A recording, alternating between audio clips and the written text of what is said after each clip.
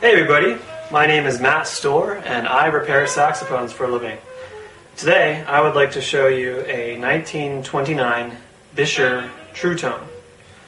And yes, it's pronounced Buescher, not Buescher, not Buescher, not Buescher, not Buescher as I've heard it said, but actually Buescher. And I know this because there's actually old advertisements that at the bottom says pronounced Buescher, and they spell it like B-I-S-H-E-R.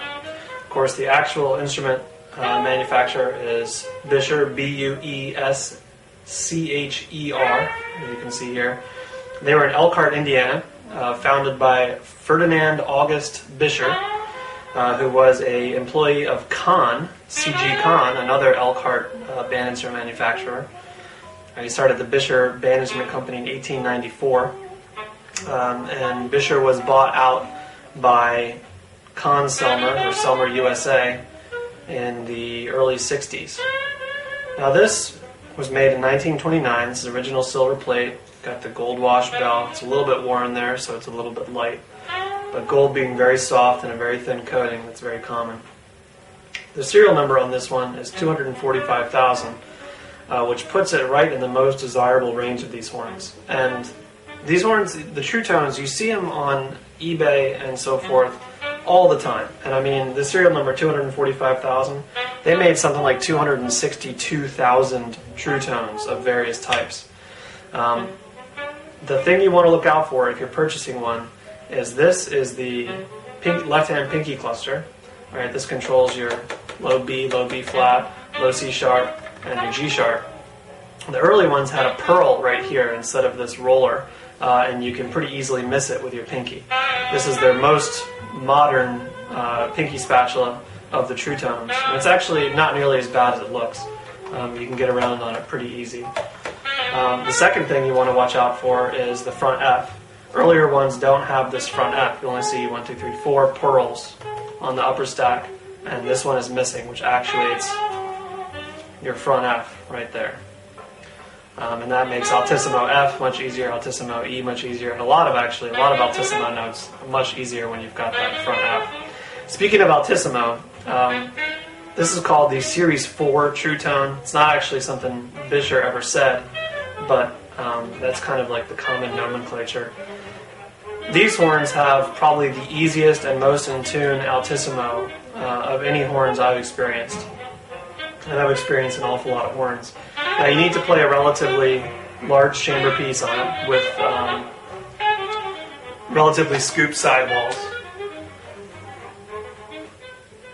in order to get it to play in tune. But once you do, the intonation on these is, I mean, especially considering it's a 1920s horn, it's impeccable. The tone is sweet, lush, it's just beautiful. And you can find horns like this for a couple $100 and then pay someone who knows what they're doing to restore it for you.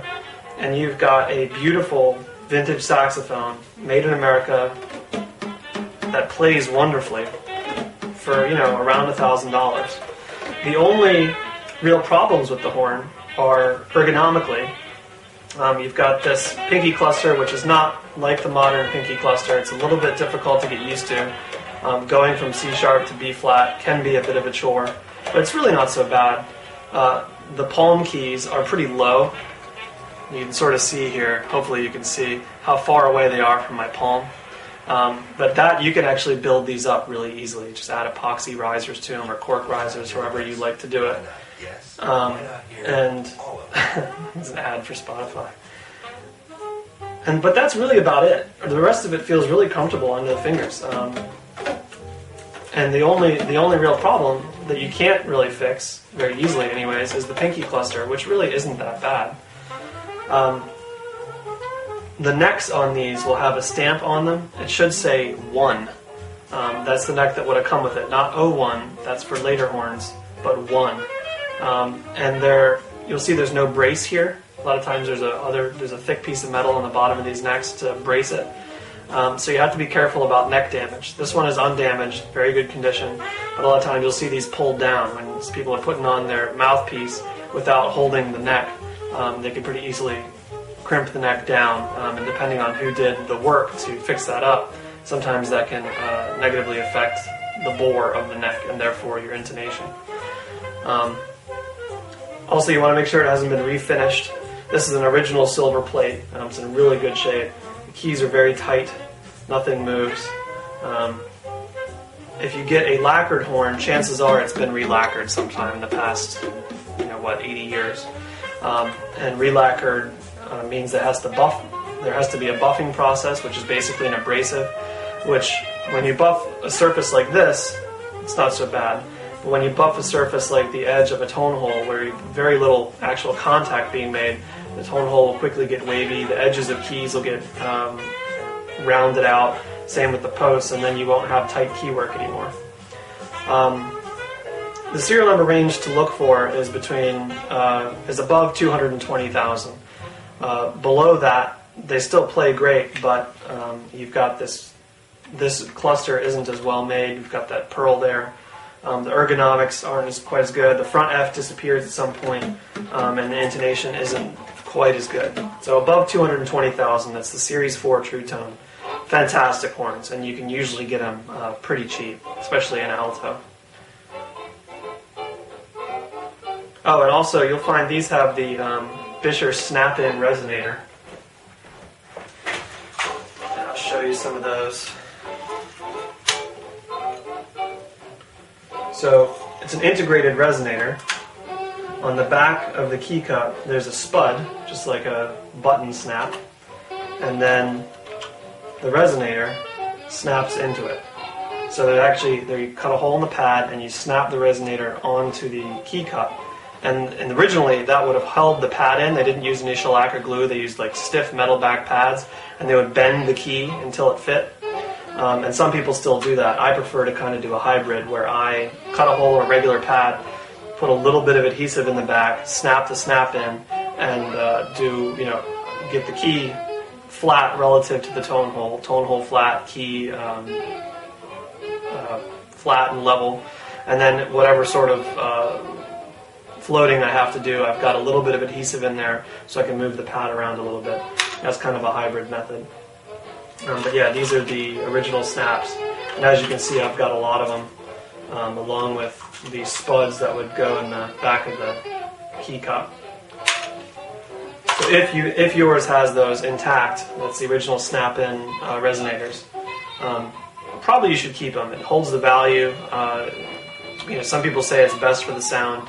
I think it'll go either way sound-wise, but I just like keeping original horns original. So that's the snap-in resonator. And that's really about it. These are just beautiful, undervalued horns. They have a gorgeous sweet tone, excellent intonation, pretty good ergonomics considering when they came from. They're really easy to find. There's a ton of them out there. And once you get them in good playing shape, they'll play as good as anything if you're just willing to learn to get around the ergonomics.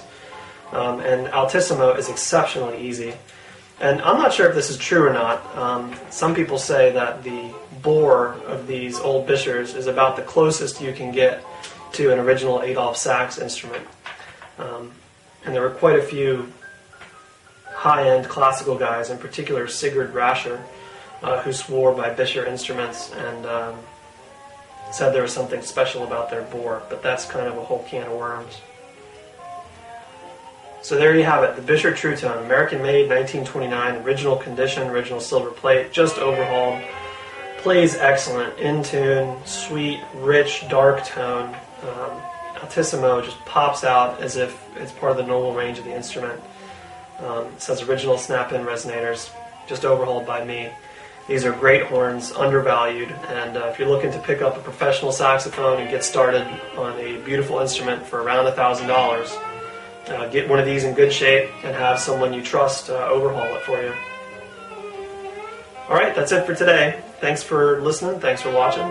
My name is Matt Stohrer, I repair saxophones for a living. If you have any questions, comments, concerns, get in touch, leave a comment in this YouTube video, email me, check out my website at stohrmusic.com. That's it. Thank you.